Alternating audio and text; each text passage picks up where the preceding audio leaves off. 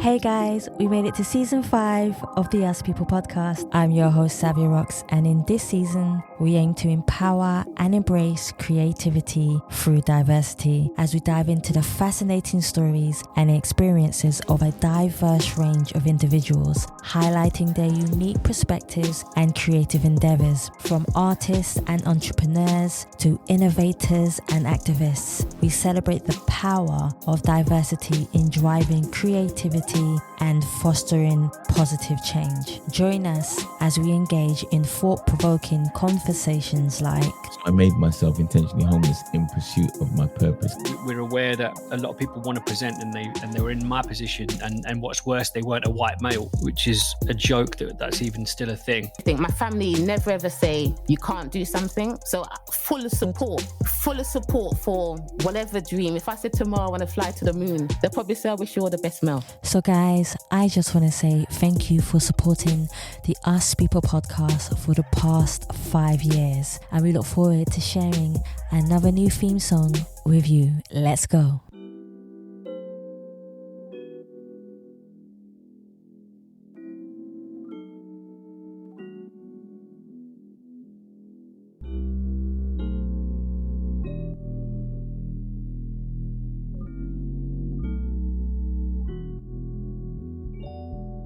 To overcome a lot of obstacles just to get here. Hey guys, welcome to another episode of the Us People podcast. I'm your host, Savia Rocks, and today I'm humbled to have the lovely Selena Carty here with me. She is a cultural and ancestral consultant, global African military historian. Selena, thank you so much for taking your time in the beautiful sun of where you are to come and spend time with me. You're so welcome. Oh, bless you. So I want to get to know more about you. So the first question I absolutely love and adore to ask anyone who I have beautiful contact with is, could you tell me about yourself, where you grew up, but also how that influenced you to be the person who you are today? Okay, I can. So I'm born in Brixton. So I grew up in Brixton in the 80s after the Brixton riots. I'm a mother of 2. So I have a 13-year-old and a 13-year-old son and a 5-year-old daughter. I'm eldest of 8 for my father and 4 for my mother. Wow. So I'm first. So whenever, that, I think that's the key aspect, that I'm firstborn. And for a lot of us firstborns, that means a variety of different things that people can't understand, because when you're not firstborn, you just can't know. Okay. So what it means to be first and leading. And, when I was growing up, I definitely wanted my siblings to follow the right examples from me and, to try and live best as I could and experience things, but do things in the right way. So I try to be very truthful, because the truth makes sense to me and it means I can build from it. A lie means that, I'm waiting for something to be discovered, and I can't really be myself. So, my tongue can be very harsh because my brain thinks very fast. Mm-hmm. And growing up in Brixton in a house of 3 and then an additional one in the late 80s, my mum bought the encyclopedia set from the door-to-door salesman, which a lot of people may not know or remember, but when we were in the 80s, my mum and dad and 4 grandparents are a part of the Windrush generation, so they're all migrated from Jamaica to England, so I'm first generation born there. So my mum wanted to make sure that we had education or information in a way that she couldn't give to us, so we had the encyclopedia sets. So I used to be looking for Black history or looking at something that resonated with me, because I used to having people tell me that I should go back to where I came from. And I know they weren't talking about Brixton, but I didn't understand their tomfoolery as to where they think they were sending me back to, especially when you talk about Africa, when it's a continent. Well, where do you start, seeing that you know so much? But I started to realize when I was younger that, tooth fairies, all these little white lies that we're told, that all these lies that we're told we shouldn't tell, but we're surrounded by little white lies, and we're surrounded by so many different things that don't make it make sense, but we use them as an appeasement growing up. So I was very, very harsh and literal. If I read it in a book, it was a fact, and that fact I was sharing with you. So in the encyclopedias, I used to look for Black people, and I didn't understand how to look for Black people's names, because as you see, my name is a Spanish and Irish name. Yes. Just so that Selena means a lunar goddess. Just so you know, so anytime you want to call me queen, please bypass that, because the name is goddess as the title. I love that. It's a Spanish name and an Irish name. So when I enter a room and you see this face, you're like, but this face shouldn't go with the name. So when I was looking through the encyclopedias, I was looking for faces, and then I used to write out all the information, and I used to go and tell people about it. So now, years later, that I do this, that's very much where I was coming from. I was always inquisitive. I was always, looking for answers to questions that just didn't make sense to me in the world.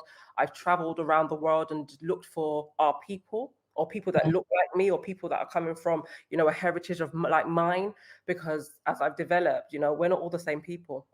That's true. Whether people like to say it or not, we're not all the same people, because when you have a white mom and a black dad, and you've got a black mom and a black dad, your worlds are completely different, but you're still classified as the same black. It's not possible. None of us are the same nothing. And that's what I've learned through the journey about looking at how to understand my own self, my own cultures, like eating pasta. I'm not Italian, so why do I eat pasta? Because that's what's accessible to the culture that I'm a part of in the place that I call home. Yeah. So that's kind of a summary of where it came to the intrigue of learning. But then out of my mouth, I said, Black people weren't in the war. And to me, somebody would have run away with that and gone and told other people, because, they value what I have to say. Yeah. They value what I have to say. And as a result, they will take that word and go and make it their truth, and then create arguments based on it not being true. Yeah. And Tony Warner from Black History Studies, I was working on a project with Narrative Eye and Black History Walks, I should say, not studies. I also work with Black History Studies. Showed me video footage of Black people in the war. Yeah. I found books, memorabilia, and I thought, how do I recall what I've said? So we were looking at, creating something to remember our ancestors, and I was starting my genealogy journey at that time. And because I was learning about Hitler's grandmother, and I thought, how can I know more about Hitler's grandmother than my own grandmother? That didn't make no sense to me. And then I was starting to think, well, how can I make sense of history if I don't understand my own history? And how can I help others who may have the same kind of misunderstandings as I do? When we're looking at World War I and II, we're looking at 1914 to 1918, 1939 to 1945. What were my people doing then? What were we doing? Yeah. We impacted alongside this, these two global warfares. So that's what the intrigue, that mixed it up. And then they were looking at doing a black ribbon. And I thought, not for my ancestors, not for our ancestors, because I only knew of the red ribbon for AIDS. And I thought, that's not appropriate. So then I started looking at flowers. I started looking at history. Marcus Garvey is one of the pillars in our communities. And, he's coming from the island of Jamaica. And he traveled the world to see that we were being treated practically the same everywhere on the planet, and created the UNIA, ACL, United Negro Improvement Association, and African Community League, as a platform for us to be able to become empowered on several different tiers. So I saw that we had the Pan-African flag. Black is for the people, red is for the blood needed to be spilled for the liberation, and green is for the land, the development and nurture. So I took the black aspect because it meant more than one thing. I took the poppy because I'm British, and we have all over Britain and the former British colonies, now the Commonwealth, the poppy as a symbol of remembrance, but nobody understands how that symbol represents them. And when you're creating something new, our communities, they don't understand something new when it comes to attaching it to history. So poppy meant for a trigger in the conversation, and rose, because I grew up watching a lot of Disney. And so we could do a whole show on Disney and my thoughts on Disney. I don't mind. Do you know what? We might have to just translate and go through to Disney later on. Do that. But I love Beauty and the Beast, because there's so much going on. She, single parenthood, growing up with a father who has a gifted mind. She's an avid reader. She's not around anybody like her. She's looking for much more than his provincial life, looking at the language used. But the rose was a symbol of, protection. It was a symbol of timelessness. It was a symbol of honor. It needed to be protected, but yet isolated. So when I looked at rose, when we look at, the military, when we look at the army or service or war, we only think of soldiers. We don't think of the people who have to pick the food to feed the soldiers, or we don't look at the communities left behind, the mothers giving away their sons, mothers and wives giving away their husbands, producing the next generations to be military servicemen for the next generations, how that impacts the community, their positions in their societies, the loss, the generational trauma. When you're taking away the young men, you only leave the older men and the younger men. So the younger men don't understand how to become men because they're only looking at the elders who have already lived life. So looking at those aspects and then looking at the mental traumas that we all face in a variety of different ways, from abandonment, rape, genocide, malnutrition, dietary requirements, ailments based on medications, based on exposure, based on, all types of things that we're dealing with differently, to be able to try and have a shared conversation where we're not all assuming that we're all the same, that we understand all the same, because we do ourselves a disservice. That's You true. should know better than that. You should, how, why, where, who gave us that formula?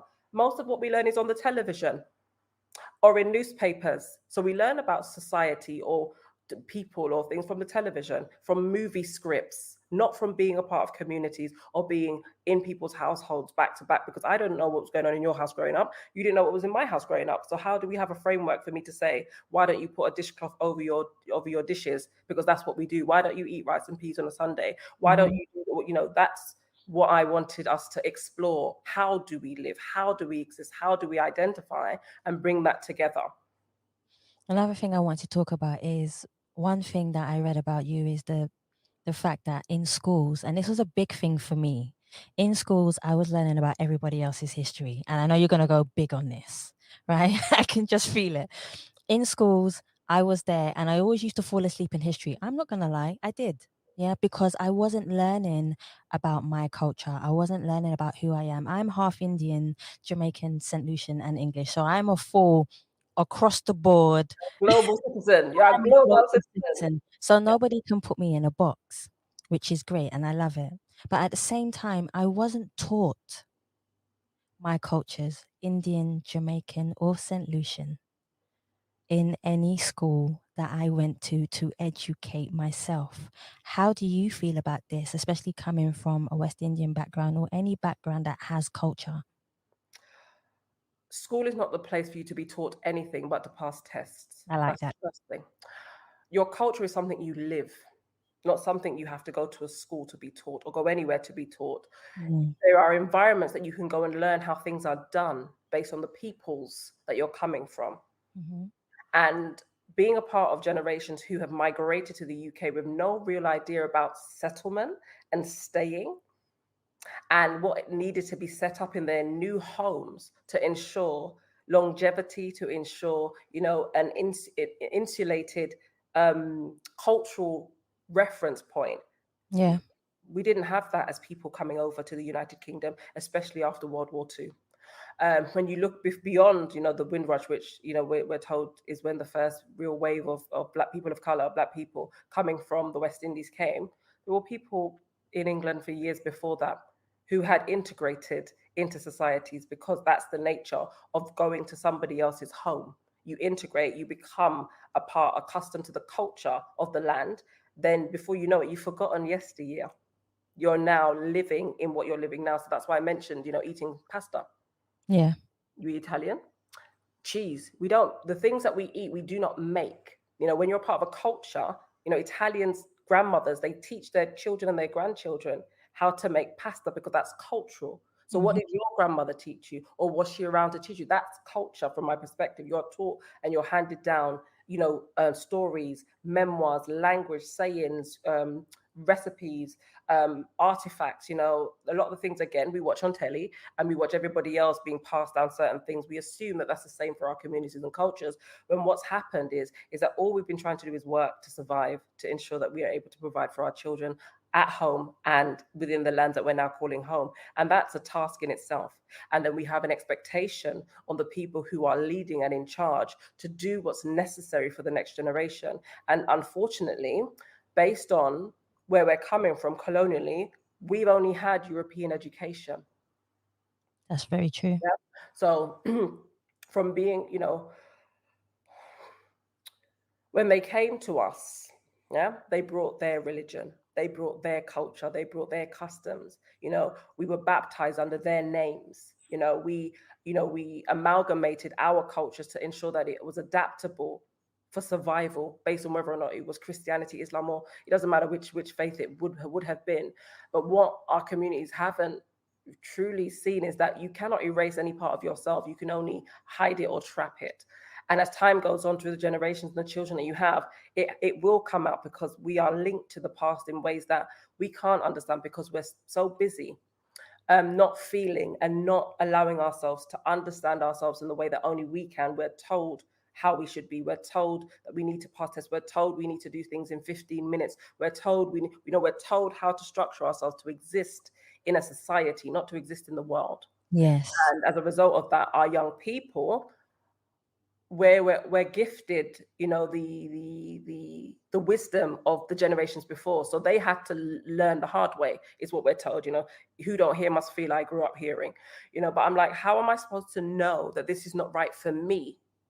Not whether or not you believe it's right for me. How do I know this is not right for me if the tenets that are supposed to be gifted in regards to truth telling and the ability to feel a decision right or wrong? Because a lot of people are like, it didn't sit well with my spirit. It didn't sit well with me. None of that's nurtured with you as a child.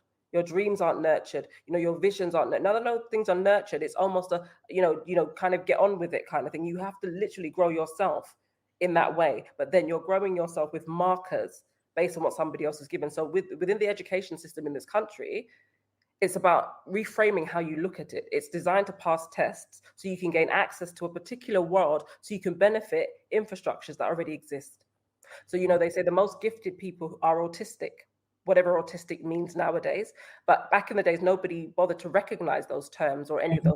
People were victimized and made to feel very little and disrespected as a result of that, because the world didn't want to catch up with itself because of the untruths that we're nurtured behind.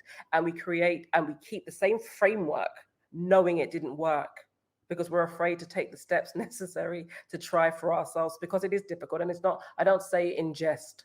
It's not easy to assign yourself a role, to be able to say, I'm going to be autonomous for myself. I'm going to read as much as I can. I'm going to make these choices, and I'm going to put myself out there. It's not easy, and it's not for everyone. So before people go, oh yeah, I could, it's not for everyone. Okay. Because nothing is for everyone, but those who it resonates with will pick up themselves and they will go and they will do it. Yeah. For others, yeah, because there are some people who just have to be the gatekeepers. We all have different roles, and the idea is to respect. The key word is respect, and try and gain some understanding that we do not all have the same positions. We can't all be generals. We cannot all be colonels. We cannot all be lieutenants, second lieutenants. We can't all get promoted at the same time, because we need people to stand at the front line. We need that.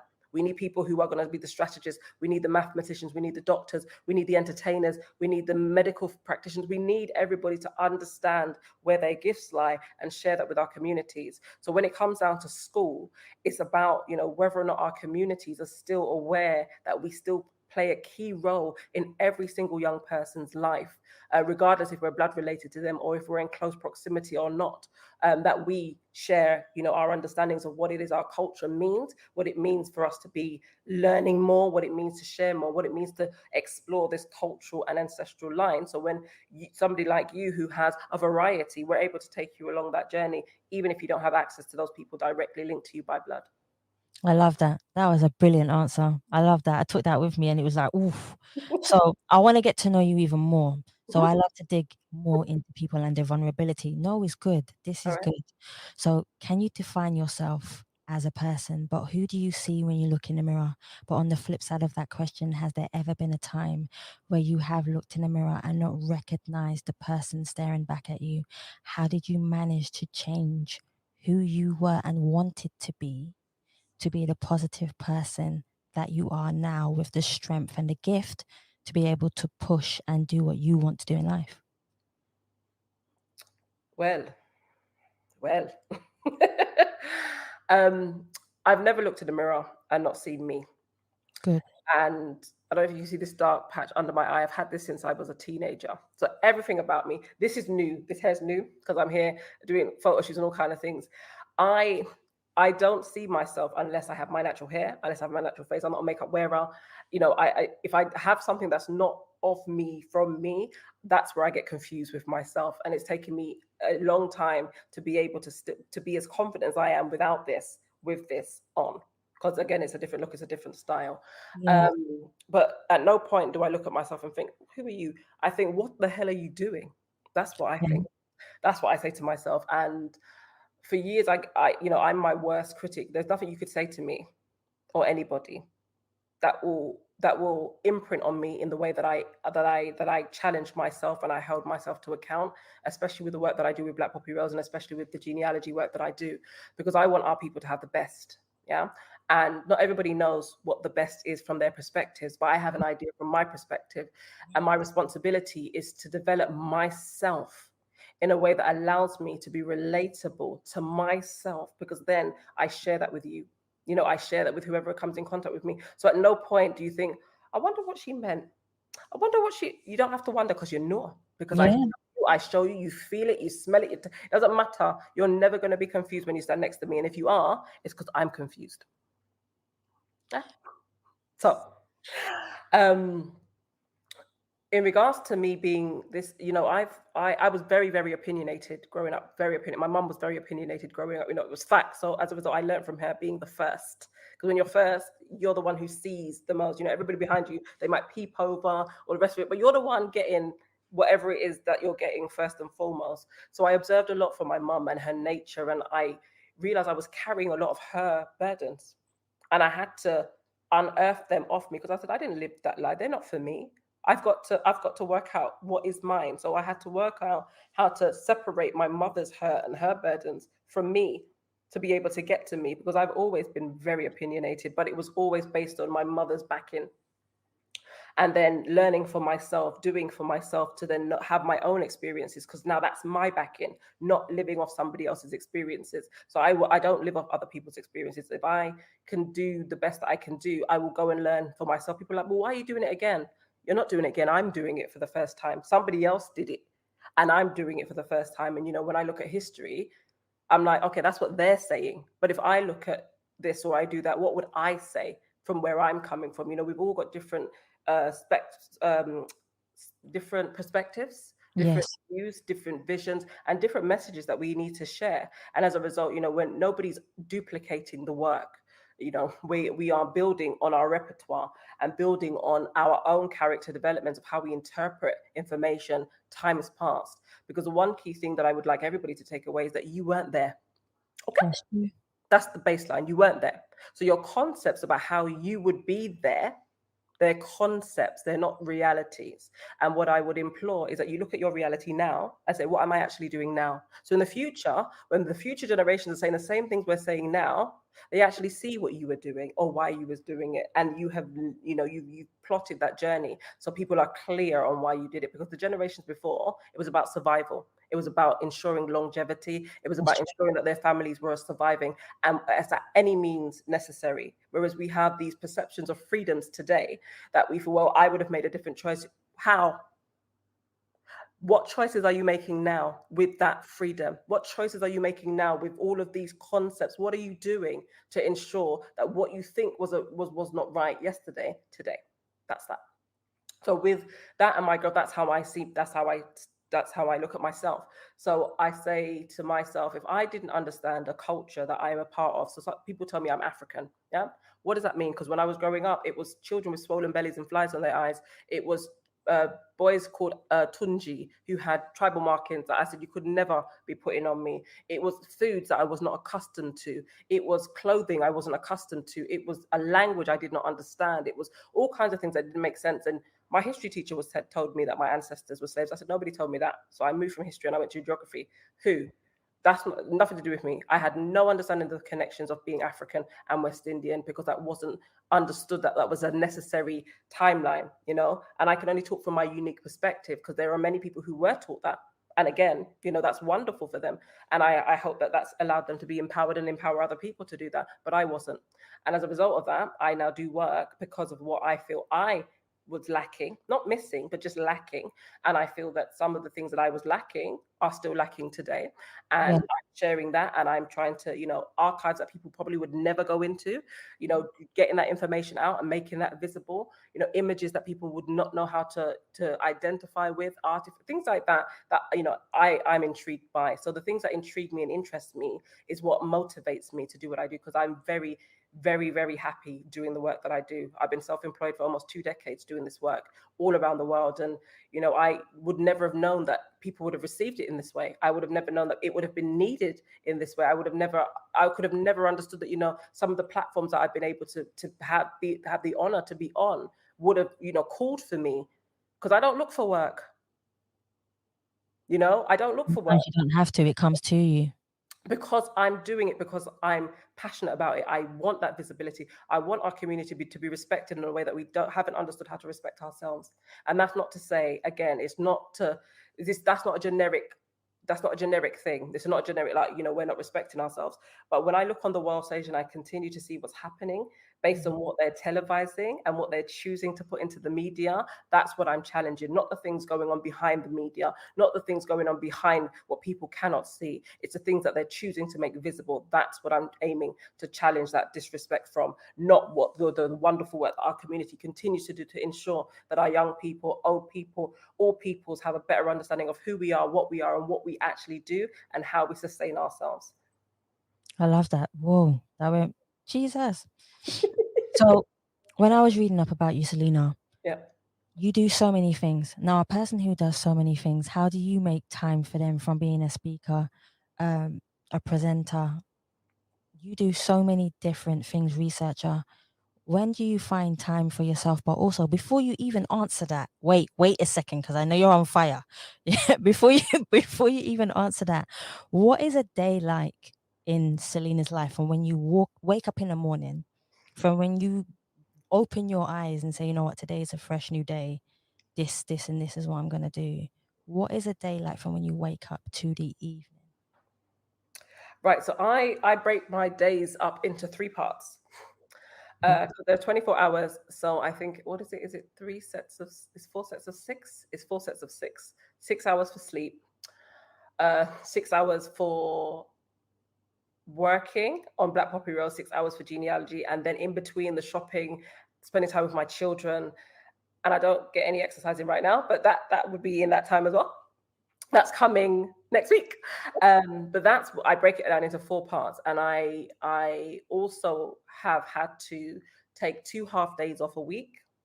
Okay. So I have Selena time, so I can sit and watch some of the things I enjoy watching on Netflix. Like I've just been watching a series called Alchemy of the Soul, which is phenomenal from my perspective. And it helps me to kind of, fine-tune my thinkings about what I think about the world. I'm also able to look at other cultures, because I love to watch other cultural shows, because it gives me an insight in regards to history, identity, visibility. I love the dramatization. I love the costumes. I love the landscape.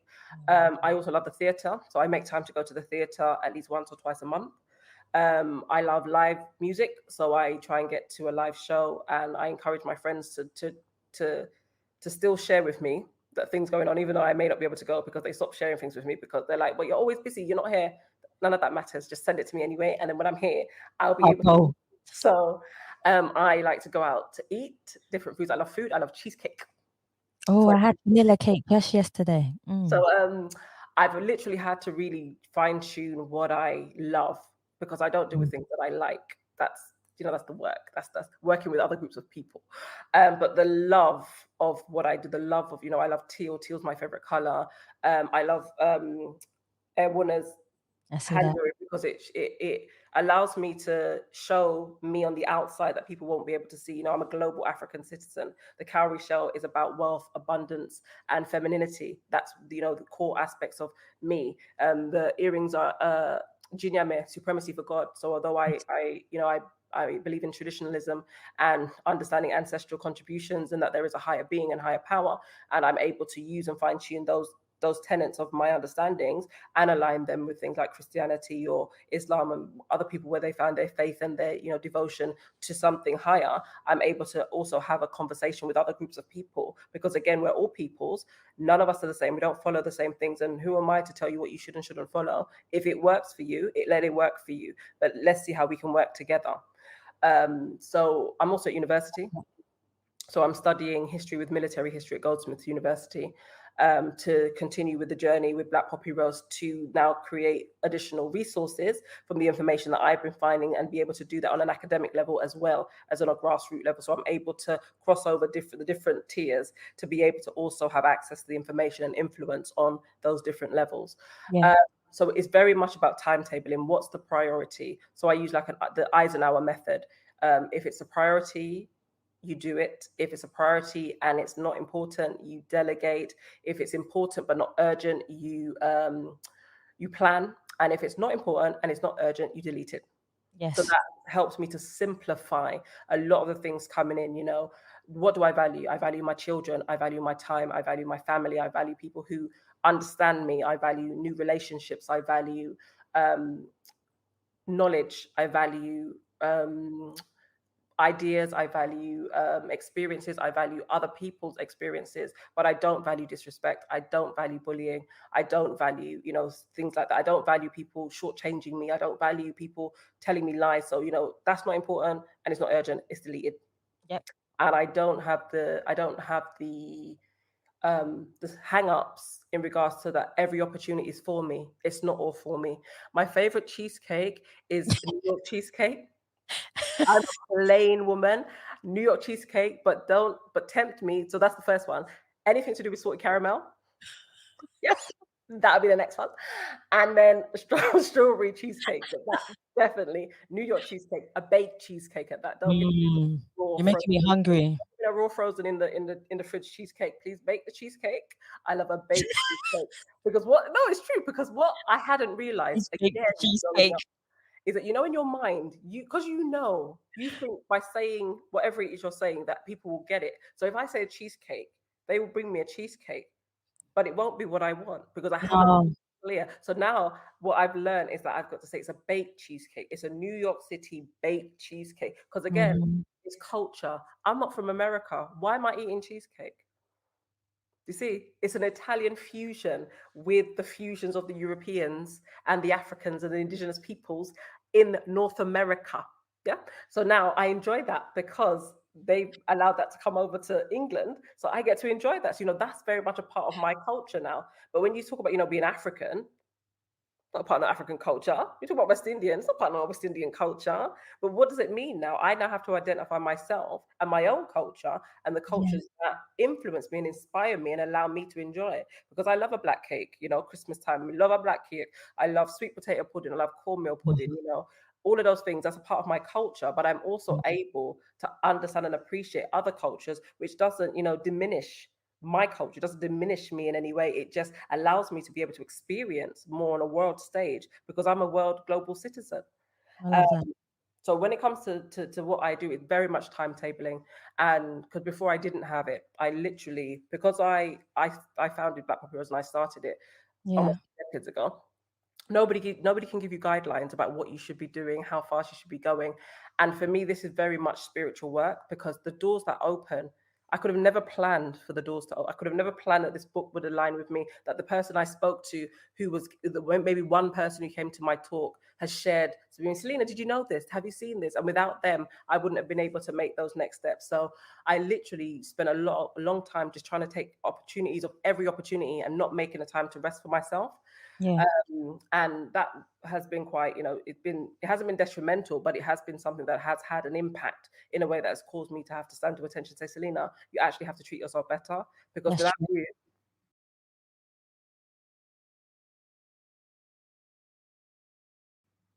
there is no work. So when you're resting, you're not doing nothing, dear. Yeah. So it's that, it's that challenge of myself that you're not doing nothing when you're sitting down and not moving or not writing or not speaking or not reading. You're actually allowing yourself to settle. Let everything settle. Let all the dust in the water, let it settle. Look at the beauty of the water and look at the reflections of what's being reflected, and then take your time to get to those next steps. So starting uni in September has allowed me to be a little bit more structured because I've got more support in regards to my learning challenges. And now access to different things, different libraries, different, peoples.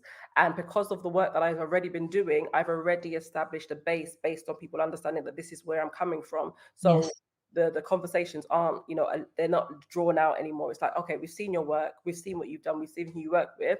How can we, we're there now. And as a result of being there, like a Goldsmiths, I think last year, 2 Black Poppy Rose wreaths were laid in 2 universities. So Goldsmith University and the University of Westminster, they made Black Poppy Rose wreaths because they have memorials within their buildings to remember those who have fallen in the war. So again, being a part of these establishments allows for further conversation, allows for, more history to be made, more connectivities, more visibility. So the timetabling and, prioritizing how to move the work forward, how to ensure that I'm also being social, because the social aspect of any work is just as key as going into a boardroom and having a meeting, having chinwags over, a mojito, a properly made mojito, please and thank you. And we do like lychee mojitos now because, Oh my gosh. but again, mojitos, cultural, where they're coming from, and I just, so just looking at that and really just saying, Selena, it's one life, dear, and there's no blueprint model for anybody. And it goes fast. And it goes fast. So enjoy the sights.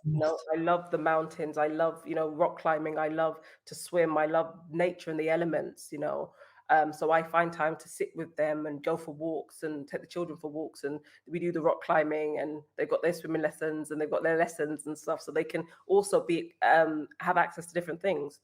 I'm a part of an organization called the Urban Equestrian Academy, where we get children from the urban environments into the rural lands on horses to look at horse care, their relationship with nature, their relationship with animals. Because if we don't share our passions and our, worlds with them, and, a lot of our communities talk about our children being despondent because they're not interested. Yeah. And you can't force people to be interested in anything. They have to be, there has to be some sort of spark for that.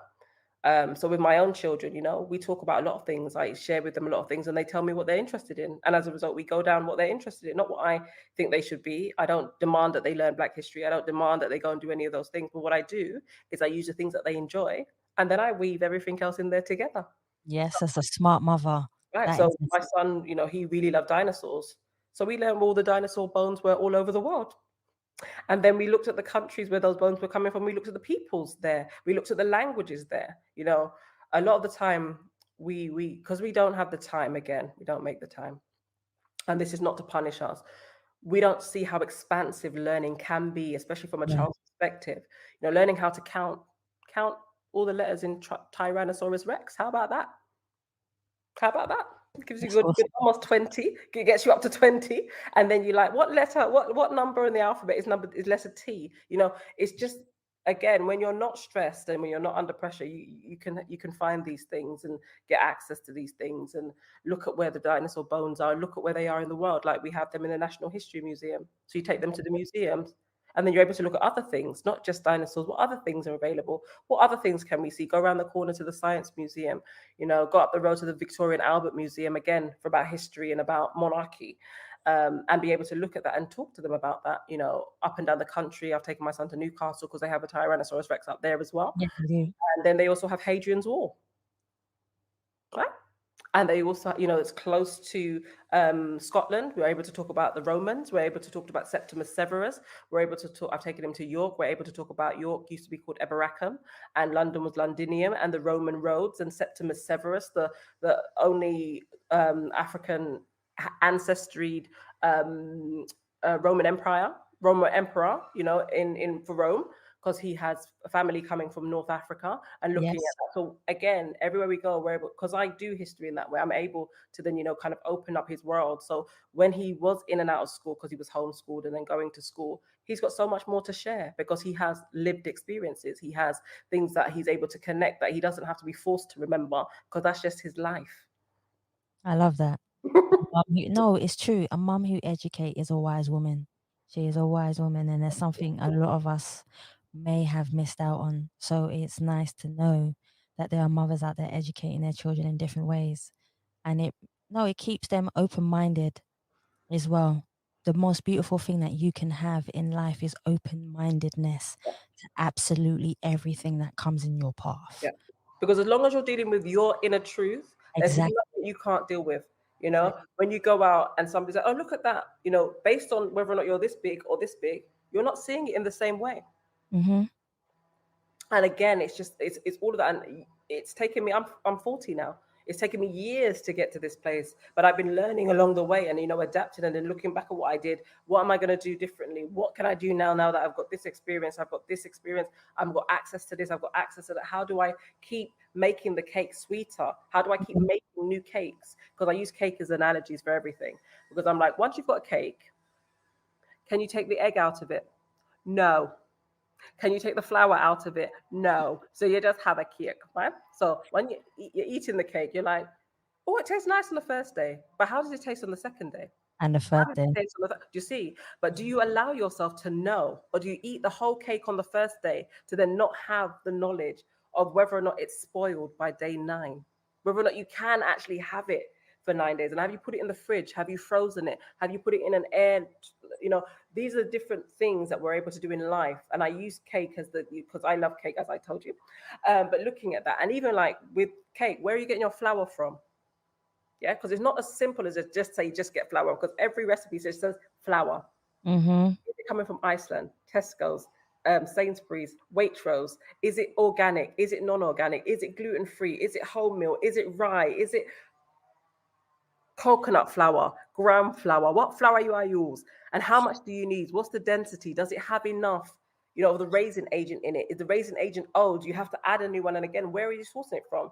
Is this wheat coming from Scotland? Is it wheat coming from Wales? Is it wheat coming from South England? Is it wheat coming from Italy? Where is it coming from? And that's, again, another thing I look at, the detail in regards to what we're doing. Where's your sugar coming from? Is it from sugar beets from this country? Is it from sugar cane? Is it agave? Is it honey? Is it dates? What sweetener are you using? What eggs? Are they free ranged? Are they, where are they battery eggs? What is it? What trauma has been put into those eggs? How long have they been, laid? Just looking at that. Where's your vanilla coming from? Is it chemically induced? Is it fresh vanilla pods from Madagascar? What ingredients are you choosing to put into your cake? So when you eat the cake, you're not just simply just saying, oh yeah, it's a cake. It's not just a cake. It's a cake that Selena made using these ingredients. Not just that. Do you talk about the oven that you're choosing to use to bake the cake? There's one other thing as well, Selena, is the energy that you put into cooking. Yeah. On top of the equipment. That bowl, is it a wooden bowl, a glass bowl? Because all of those things add to the cake. And that's what I see about people, our environments, the water that we're using to wash our skins, the shower gel, the soap, the toothpaste, all of those things add to who and what we are. And we're not taught to look at it from that holistic perspective, because that's how, our characters, having a 28-day cycle, always being ovulating, but not ovulating, and, things like that, and going through things and different things like that. Same with men, and, all peoples go through different cycles. But again, nowadays we're told that periods are the equivalent to a heart attack. Lord have mercy. Okay, but we're not going to talk about any of that, and all of those a lot of the misogynistic principles that we've all had to endure for centuries because of how the world was created. But again, we're looking at these things and we're revisiting these things, and again looking at who we are and what we are, and looking at whether or not the tenets from the past are still viable today in the future. Mm-hmm. Yeah. Man, here's one for you. How important is diversity to you? Wait for it, because I can see why your brain ticks. I love it. It ticks. It ticks. So, how important is diversity to you, and how do you feel that you bring value to the word diversity? I bring value just by existing. I love that. I knew it was coming. Yeah, because everything is diverse. There are peoples, there are rivers, there are cars, there are buses, there are children, plural. Nothing is in isolation unless it has been genetically modified to be isolated. True. Nothing is individual. There are always a variety of things. And again, the other example I use is lemonade. So I enjoy lemonade. I enjoy our whites. Yes. I enjoy Schweppes, and I enjoy Sprite. Don't give me nothing else. Because to you, it's lemonade. To me, it's not my flavor profile. But I enjoy that there are a variety, because the ones I enjoy, somebody else may not enjoy. And they should be able to enjoy something that they have an affinity to. So diversity is key to every aspect in life. Any organization you go in, it's the diversity of the characters that make that business successful. It is not one person with one idea. Black Poppy Rose, although I lead it, it's not just me. Yeah. It would never just be me. Just like I told you, Tony Warner, Black History Walks, whose book is out, Black History Walks, go and get that. He shared with me his knowledge. So now I have that with me. So I have a little Tony Warner with me. Everybody I've read, Maya Angelou with me, Yes. Amy Ashwood, Amy Jack-Scarvey with me, Queen Nzinga with me, all of that diversity assists in this diversity for me to then be able to present and deliver what I deliver. Wuna, Mac. Thank you, Mac, for my lipstick. It all adds up, style, flavor, flair, things like that, how I choose to represent myself. It's all diversity. And the encouragement is to truly look at yourself and see how you define your beauty, how you define your intelligence, and that nobody else needs to tell you, nobody needs to validate anything that you're doing. The work is validated through the fact that it is, it's seen and it is showing impact. And everybody does that. It doesn't matter what you're doing. Everybody shows that, when I'm grateful for the road sweepers because they make sure that I don't step in anything that I shouldn't and ruin my shoes. They make sure the path is clear for me. They ensure that when I'm not looking at a mess, because then that mess then contaminates my mind because I'm surrounded by a mess and my mind is already, filled with so many ideas and things like that. I'm like, when I see clarity, I'm like, right, where can I start? It's all involved in that. And diversity, the word how we use it today to use this for tick box exercises.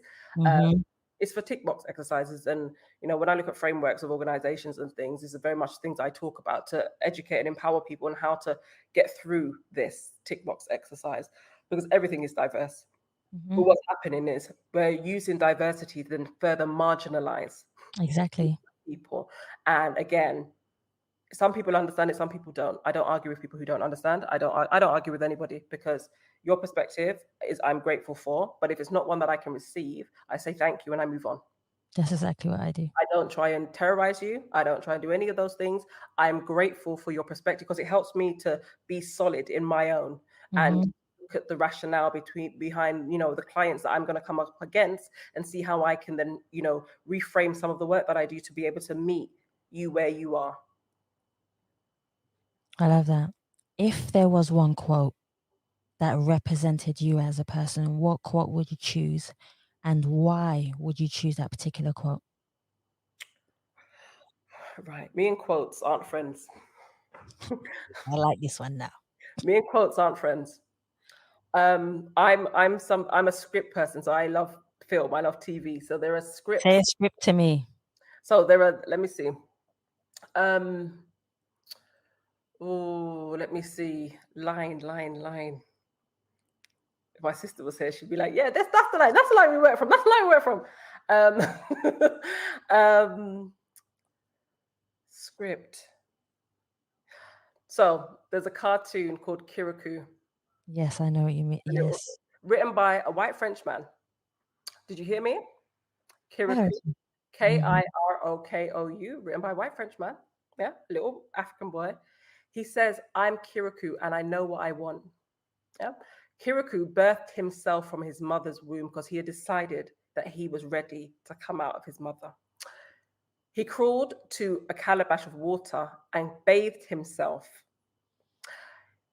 He looked at the solutions, he looked at the problems in his village and created solutions for them. And he was met with adversity from those who could not see that there was solutions in every possible way. Because he was small in stature, he was able to access things and places that people couldn't access. So regardless of how big I am or how, we're all small in some aspects, in some arenas. Men in Black showed us that when they showed the galaxy on the cat's bell, and then when they, again scripted the smallness of our contributions, and the same with what's it called? Happy Feet, the drip drops of the icicle that created, all of that devastation, the iceberg. there's power in being small. There's power in being humble. There's power in knowing that the one moment that you say your truth, the one moment that you tilt your head and say, actually, that's not, it allows others to trigger that smallness in themselves, then Yes. create that wave.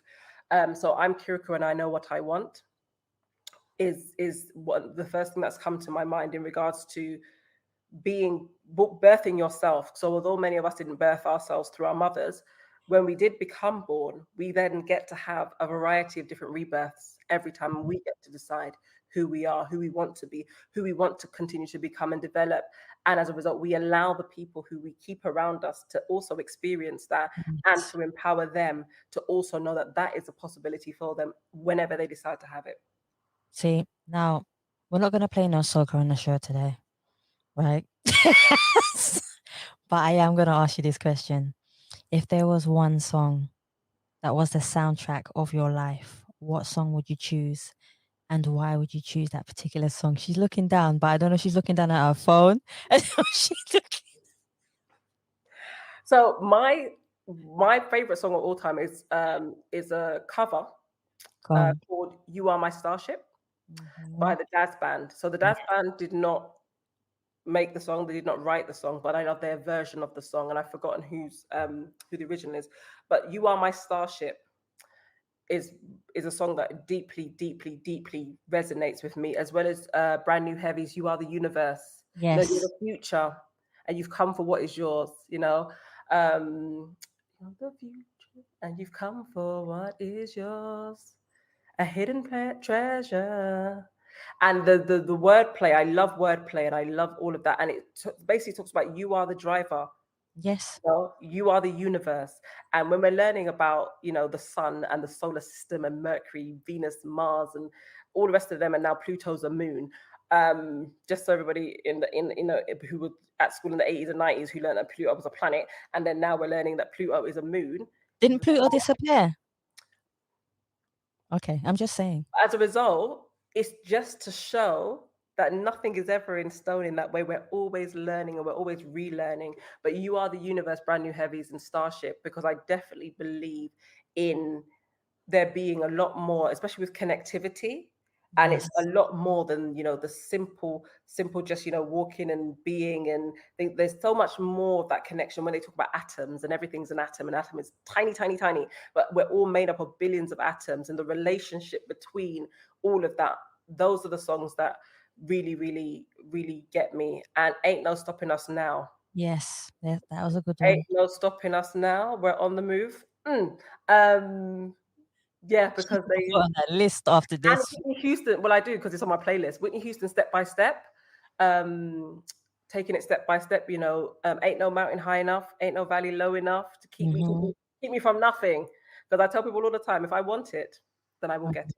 Because I will make a plan. I will make the necessary, I will make the necessary steps to be able to get it. And people sometimes come with unrealistic notions. Well, what about if you wanted to be the queen? I could be a queen. I could go to the continent of Africa and I could become a queen. When they say queen, they're categorizing you in one. They're categorizing me to Queen Elizabeth, the late Queen Elizabeth II, from that concept. And again, I try not to limit myself to concepts that other people have limited themselves to. So anything that I choose that I want to do, it may take me 10, 15, 50 years, but it's going to happen. Because I'm going to be putting things in place for it to happen. So a lot of the songs that I play literally re-empower me. A lot of reggae, a lot of Freddie McGregor's I Was Born a Winner. I live for that. And Etana, I Am Not Afraid. What other songs? Because these are on my playlist. Because again, when I hear them, I'm like, I'm not afraid. I may be a little nervous. I may be a little, I'm not sure how it's going to play out, but I'm not afraid. Because the outcome will be what it is. And I will look at it and I will deal with the consequences as a result of the outcomes. But I know that I'm walking with truth. I'm walking with knowing that this is my best intention. This is my best foot forward. And if the formula doesn't quite work, then I'm going to revisit the formula and I'm going to look at, see what I think didn't work and move it forward. But at no point do I ever see what I do as a mistake. At no point do I ever see what I do is wrong or incorrect.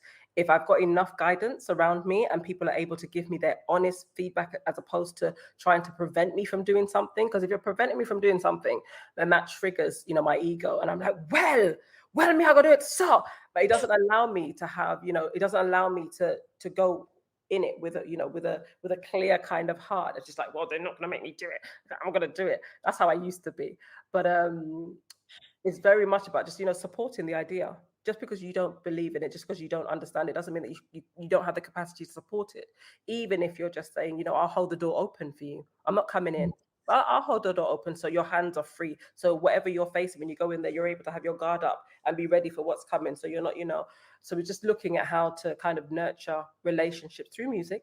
Yes. Through sound, through vibrations, and just allowing people to exist in the way that they understand to exist, and so that we all matter. You can play a small role, however minor it is, but that small role is beneficial, because all the people who take up small roles in my life, they alleviate a lot of the pressure that they can't understand that I have. So they see me as doing heavy work because I was meant to do heavy work. Some of the light work I just am unable to get done in the same way, and I'm appreciative of those who literally take the small bits that I'm not able to get to, and they're consistent in that. So those are my songs. I love it. I think you're gonna have to make me a playlist, so I will. I'm on it. What is the best advice, Selena, you have ever received from somebody that has helped you, not just in a small part of your life? Because I know there are parts in our life where people come in, like you say, and come out. And even though they say something to us at that specific moment, it helps us with what we're going through.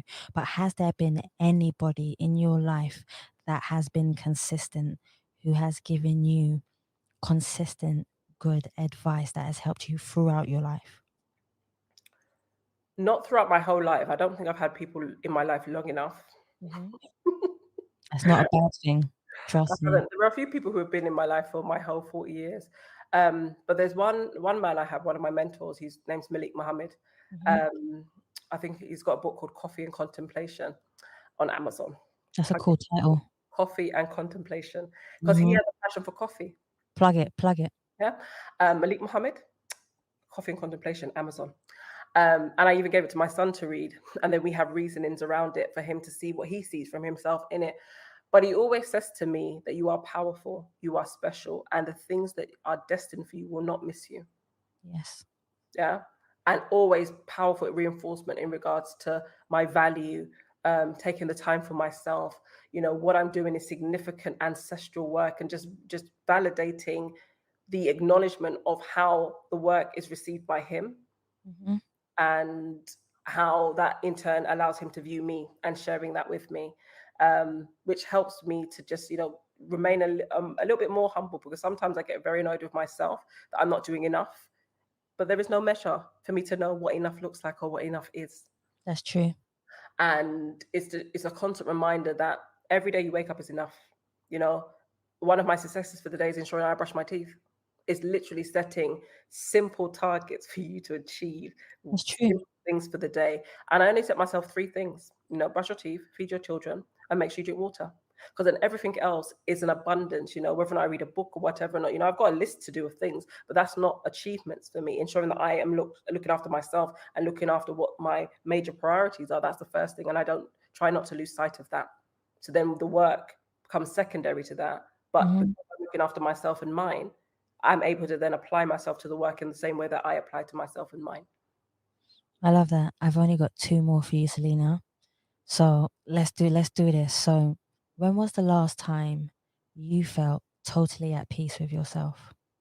This morning. What was it that made you feel at peace? Was you just relaxing, or you just woke up? Because sometimes it can just be a moment.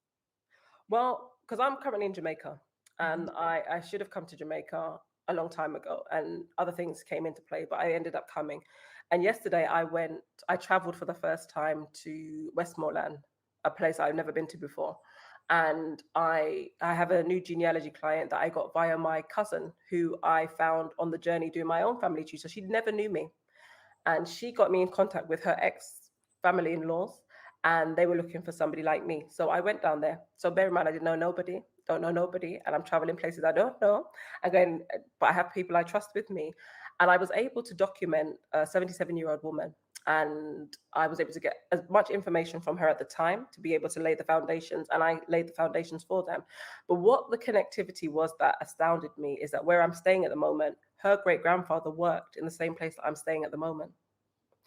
And then on the journey back, looking at what I do, where I'm coming from, why I'm doing it, familiarization with the island, because I travel around Jamaica all the time to familiarize myself, because it's my ancestral place. Because although I'm born in England, this is where my peoples are from. And when I got back, the time that I assigned for the day was perfect, even though we hadn't done it before. Just doing that, just trusting in, what I do. Got home, I rested, and when I woke up this morning, I thought, this is exactly where you're supposed to be. This is exactly what you're supposed to be doing, and the energy that you're investing. So you're not doing more than one thing. You're actually specializing in one thing at one time and seeing how they all connect and seeing how they're all interconnected. I love that. That is so cool. And it goes to show that the work that you do has an awesome effect. And it's so cool to know that. So my last question for you, this is for you. This is for you to go AWOW, okay? You ready for this? Ready? Right. Finally, I want to know where everyone can find out more about you, more about what you do, how you do it. Where can we find about Selena? You can't. Just like that? That's me. LinkedIn is the best place at the moment. So Selena Carty, Selena Carty on LinkedIn. I'm working on my own website at the moment, so I'm doing a lot of the visuals for that and the content so people can understand. There's two other websites. So there's yiwae.com. So that's Yiwae. It stands for you are, I am, we are enough. Because if you're not enough and I am enough, we can't be enough. And if you are enough and I am not enough, we can't be enough. It takes you and I to make a we. And if there is no you and there is no I, there is no we. So it's looking at bringing it together. So that's where you can find me for information about the genealogy work that I do, and blackpoppyrose.org. Yes. Where you can find a lot of the work for Black Poppy Rose and our ancestral service. That's on all social medias, on Twitter, Instagram, LinkedIn, Facebook. I think I set up a TikTok the other day, and I was quite gracious. I was glad that nobody had plagiarized Black Poppy Rose and made a. It was like, why are you so slow? I do a lot of other things. Thanks. How about that? I don't have any students. I don't have any students to come and do the social media for me because, it takes funds, With time.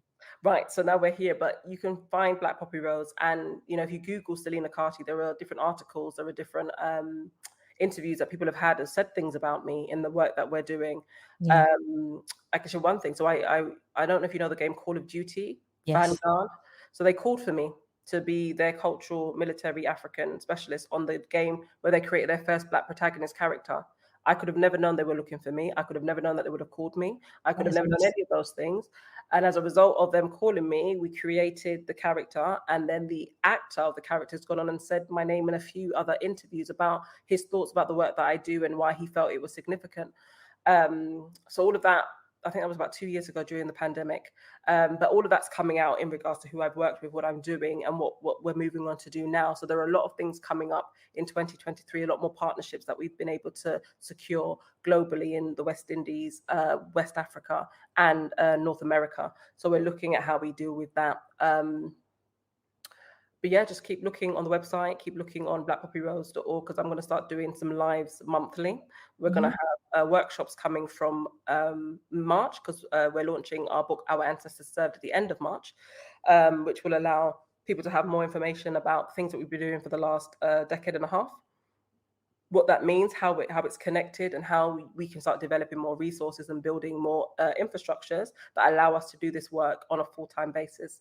Not that I don't do this full-time, because I do this full-time, but how we can then employ our children, employ specialists, employ people who have ideas but haven't been tertiary educated, and not, negate the fact that some people may not be able to go down the academic route, but they still have a lot of value, a lot of contributions.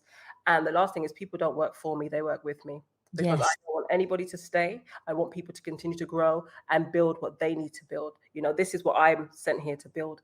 And I appreciate, all the support that I get to assist in building it. But I don't want people to work for me and spend years investing in what I'm doing. I want them to have the access that we have and go and continue to build a thing that they are passionate about, so we can continue to share this interdependency. So we're not independent, and we're not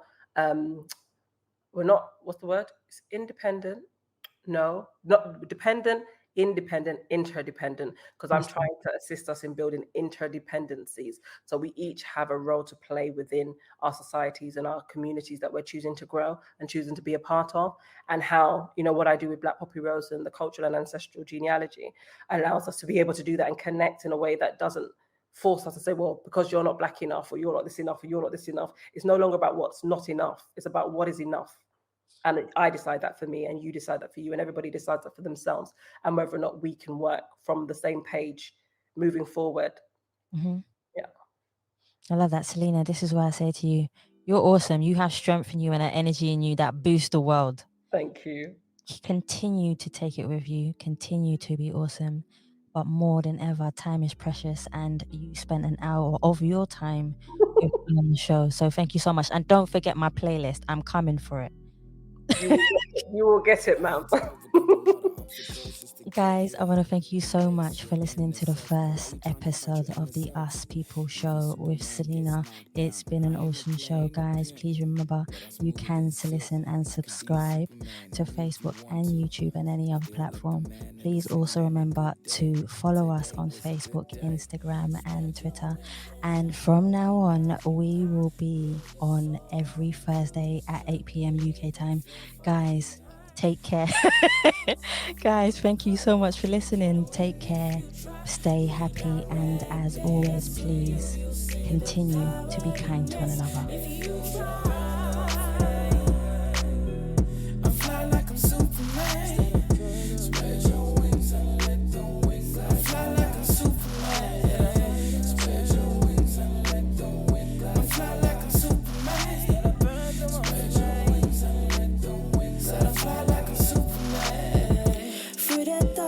Of the night, you'll be guided through the light.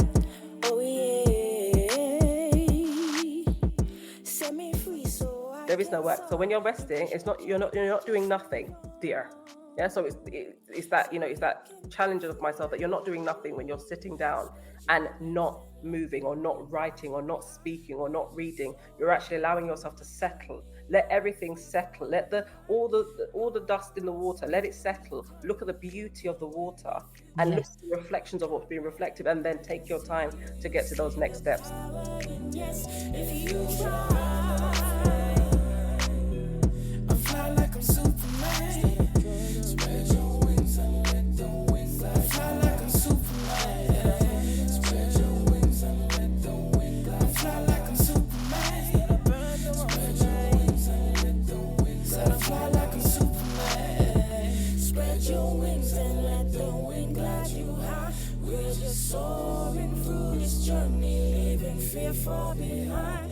Our hearts are full of courage. You can win if you try. Redirect, pay us to you. You'll see the power in us if you try.